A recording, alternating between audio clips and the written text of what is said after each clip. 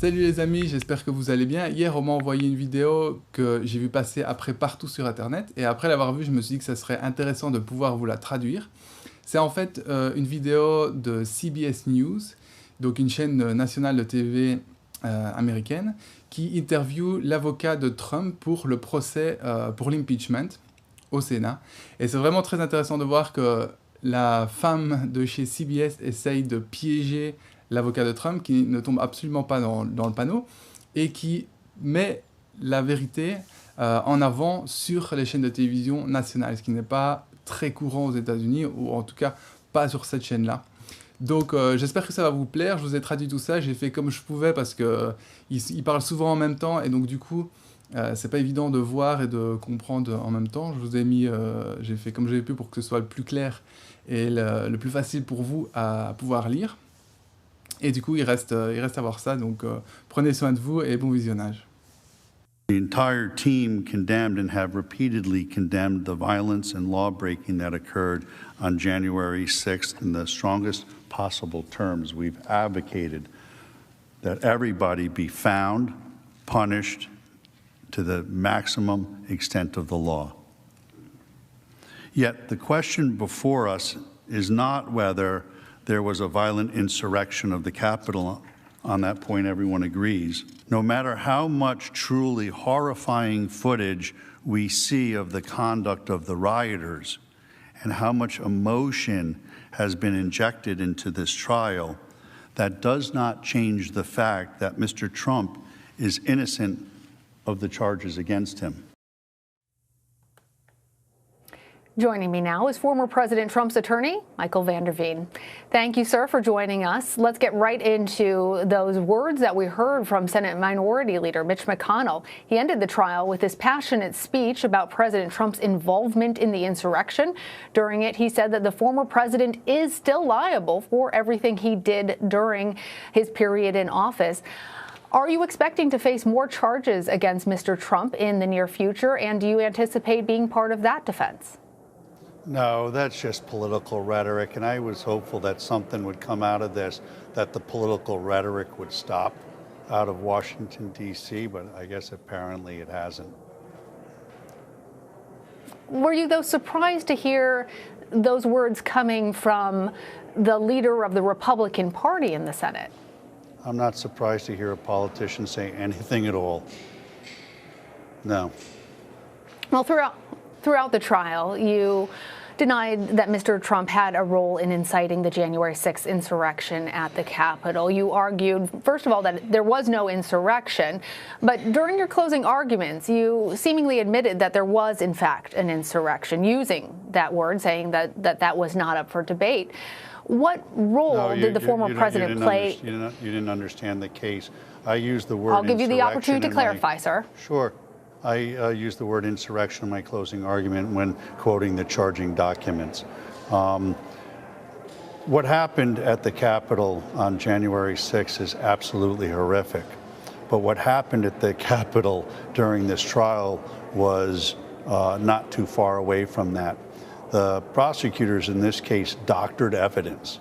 They did not investigate this case, and when they had to come to the court of the Senate to put their case on, because they hadn't done any investigation, they doctored evidence. It was absolutely shocking. I think when we discovered it and we were able to expose it and put it out, I think it turned a lot of senators.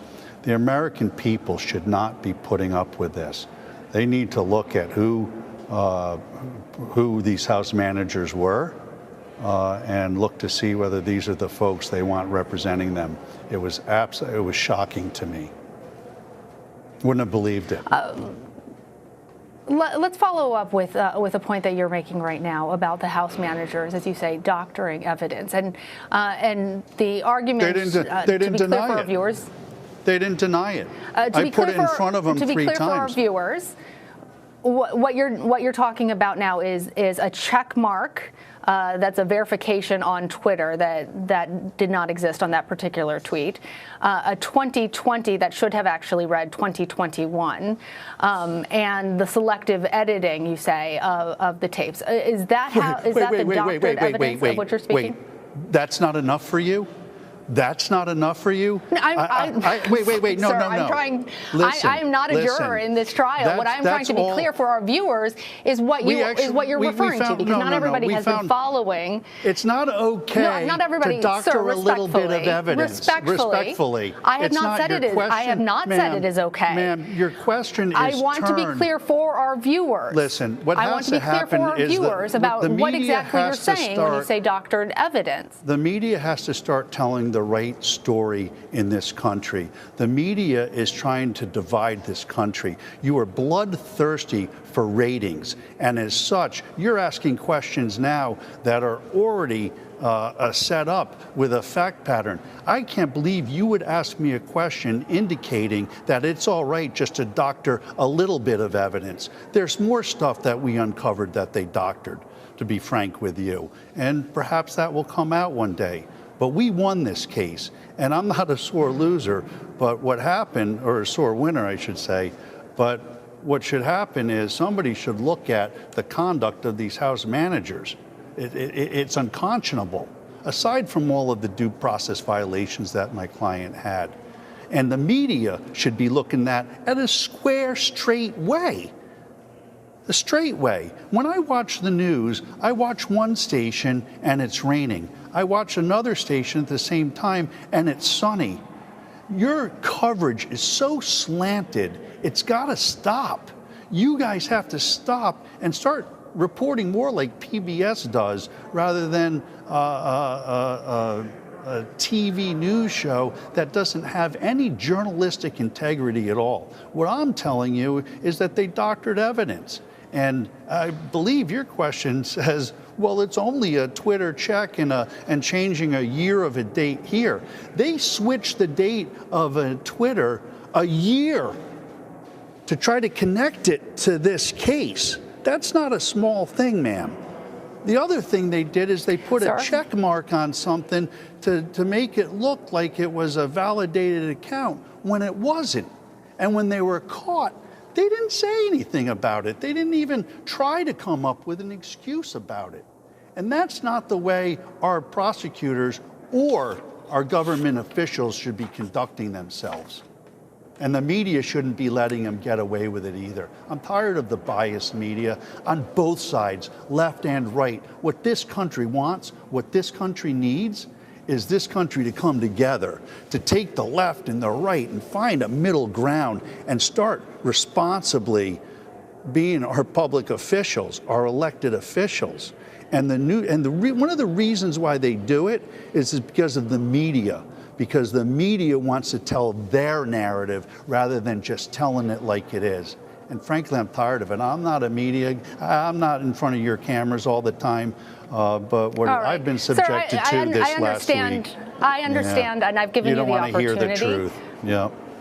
Okay. I've given you the opportunity. I will remind you that what I said was that for our viewers who have not been following all of the hours of this trial, to be clear about what you are speaking about. And I understand I'm speaking that you about seem the House very manager's upset. failure to prove their case. That's what I'm telling you. They weren't able to prove their case. You have won the acquittal of your client. Yes, and if you'd like to continue to talk about this conversation, we can have that discussion. I don't need to. But for me to ask a question, A slanted question that was set up to say it's okay for them to cheat. That was your question. Isn't it okay for them to cheat? I didn't say that. It's just a little bit. You said, to be fair, it was only a check on the Twitter. That's what you said. You got to live by your words. That's the problem. The media has to start living by the truth and not try to create a narrative. Michael Vanderveen. Yeah. Thank you for joining us. I do appreciate. Yeah. Okay. I see you taking off your microphone now. That was President Trump's defense attorney, Michael Vanderveen.